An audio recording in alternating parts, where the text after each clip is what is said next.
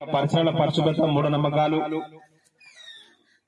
Road భద్రత, మరి మత్తు పదార్థాల నియంత్రణ, అనేక కార్యక్రమాలపై తెలంగాణ సాంస్కృతిక సారథి దర్శన కేంద్ర కళా బృందం మన గ్రామానికి రావడం జరిగింది. రాగానే పెద్ద సంఖ్యలో హాజరైన ప్రజానికాన్ని మరొకసారి ధన్యవాదాలు తెలియజేసుకుంటూ మీ అందరి ముందు రాష్ట్ర ప్రభుత్వం చేపడుతున్నటువంటి సన్నబియ్య పథకాన్ని ఉద్దేశించి రవీందర్ గౌడ్ గారి నోట మరొక పాట.